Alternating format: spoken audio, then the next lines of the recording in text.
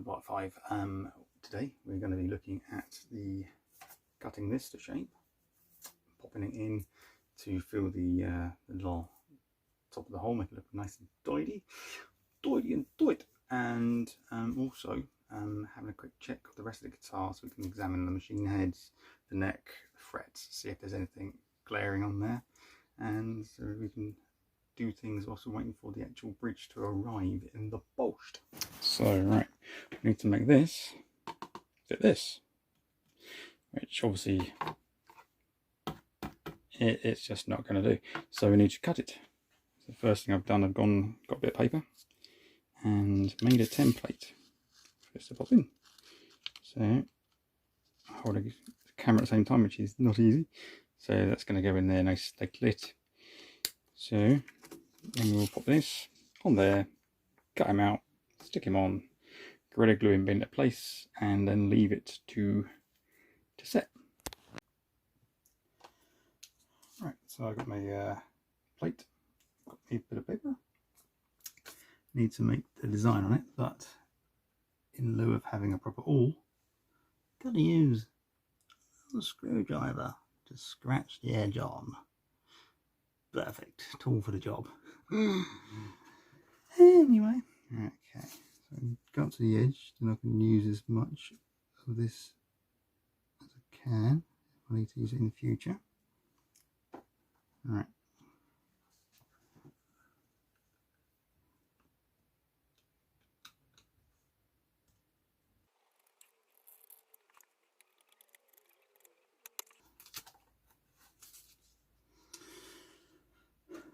Okay, so it has made a mark, so I'm going to get the old saw out and give it the shoring. With this.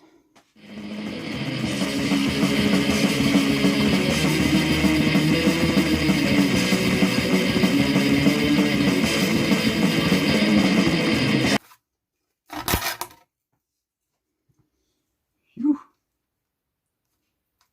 That's lucky because it's actually sheared this, but not this. So happy days. At least for the moment, because it's probably knock it up in a second, won't it? Okay, so we have. You see, I've done it around the edge quite widely. I've just got to cut the bits right around here where I didn't really give it too close, so I was trying to be fairly what's the matter?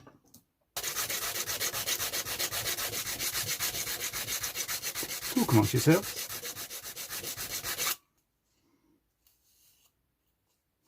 Let's have a little offer up, shall we? Right, you can see there's a little break in the actual the guitar bit down there, but it's fine. Seems to offer up pretty well, actually. Got a bit in front of it, need to take it out, just nip it off. Just need to do some nipping and scraping, and we should be okay. It's going to be quite nice and flush there, look, you can see when it's pushed down. It's actually just the right height. Hopefully maybe a blow of paint over the top of it, it'll be right. Well, the guitar got stepped in. This was going okay until such time as I thought myself, yeah, might be a little gap on that one. That's got a little tiny crack on it. Be fine. And then they stepped in and said, no, you're going to do it properly, Roland. You just or not do it at all. So yeah, I'm gonna use this though. I'm gonna finish this off so it makes a nice template, and then I can make a new one, making sure that I do it carefully, because obviously this is very brittle as well, so I don't want to be doing too much of this, because it was fairly cheap stuff, but at the same time, don't want to waste it. Doesn't mean I ain't got any money anyway. So.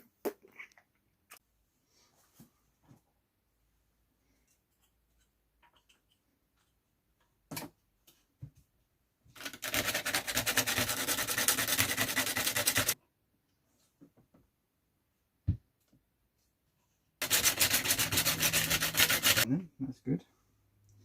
Now,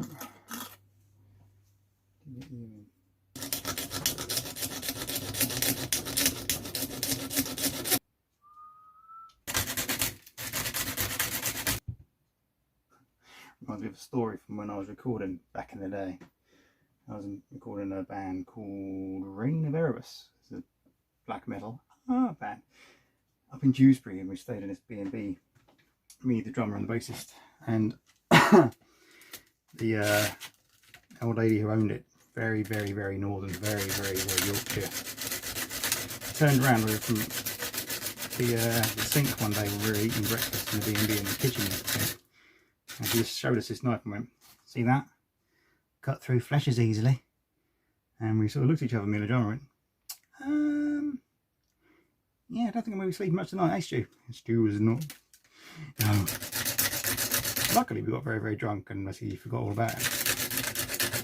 But it's been one of the things that stuck in my head for many years, is sort of wondering if she ever did get done for murder. The thing about being in a band, you do meet lots of very interesting people. Just my boss, it's fine. Okay, so because at the moment my team, I'm a maintenance engineer, we're on call out because we're kind of going in, covering a week, then having a week off, well, at home from call because of restrictions and such. So it's giving me time to do this stuff, you know, this bit of writing. I'm gonna like strip my bike down, my motorbike, when I'm playing the guitar. Might do that as a YouTube thing as well. How do you know about them? Guitars, I'm kind of learning as you are, if I'm honest. Used to know how to destroy guitars and generally extort mayhem with them, but as far as fixing them went, I transpires recently, just looking at the setup I rocked for like 20 odd years, I actually had no idea how to set one up either.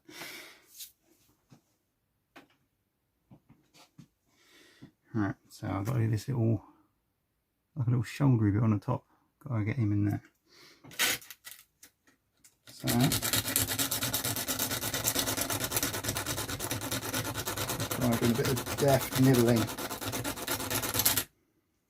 Ooh, that's an aggressive bit of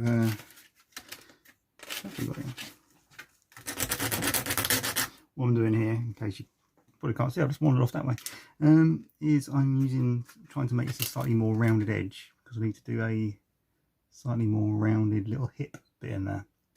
So if I can do that, basically bending it over, so I can keep a uniform shape to it. And Chidente. Now, now we got the shape we want in two different pieces. I'll pop them on here and actually trace the shape we need.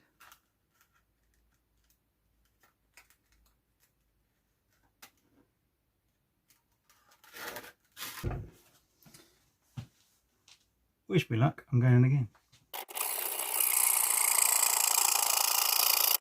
Clean it. I can feel it kind of flexing, because I don't want it to shear. Flexy.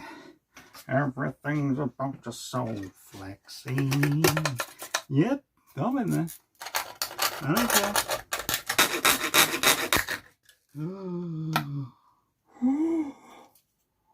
Oh, it sheared off.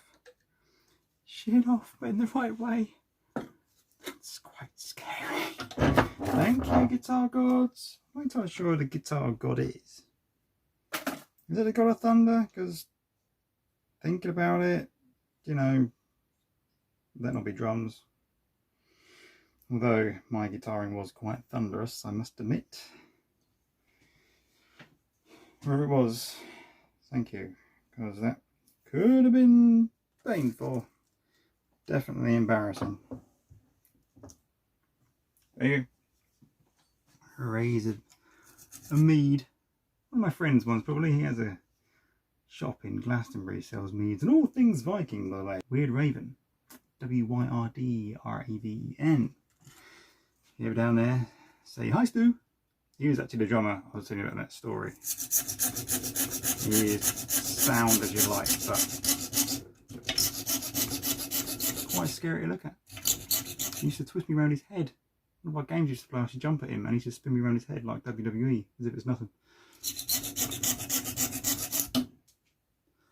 Crazy days in bands, eh?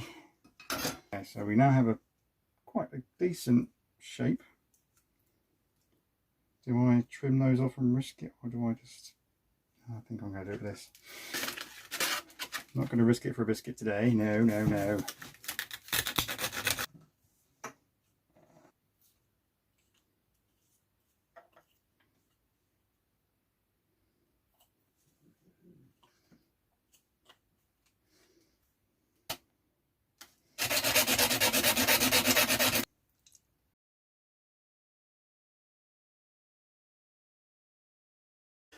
Okay, it's been 24 hours, let's have a look. It's fairly well sealed.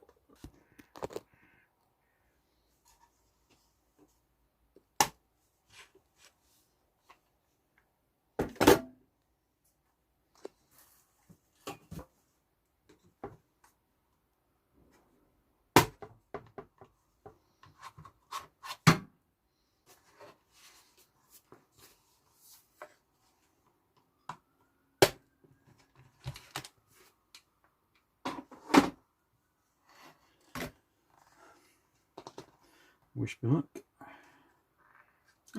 It's actually stuck to it.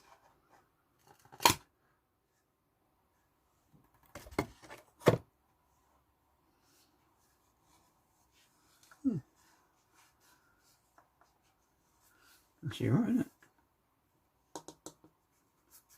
Bit of rubbing down. Bit of filling, maybe a bit of painting. Be alright. So we're going to have a little look at the machine heads now and see where they're at. Maybe need tightening. Have a little check really. Things about these, not much can go wrong. There's a little bearing or like crown and pinion in here.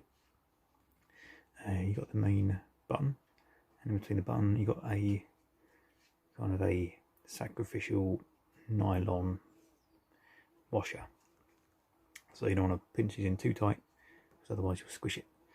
So you need to go around just testing them, see which ones are too loose. That one feels a bit loose. That one feels okay. A bit loose maybe. That one feels okay. That one definitely loose. So let's take a Phillips. Give it a little screw.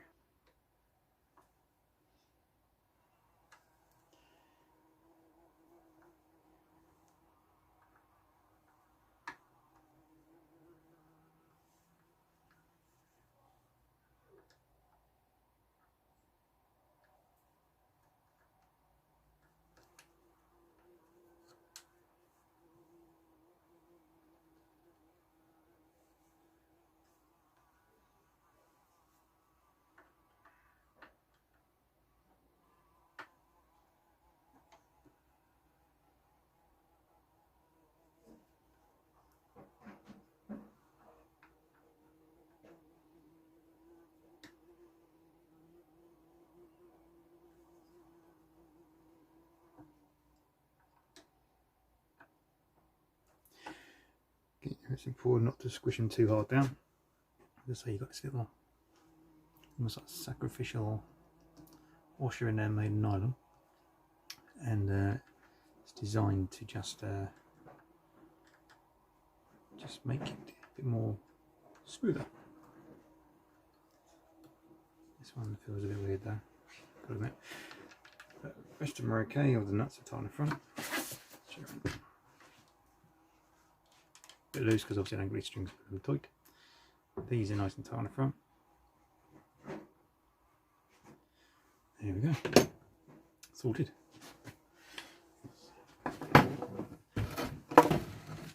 Let's have a look at this. quite nice and flush.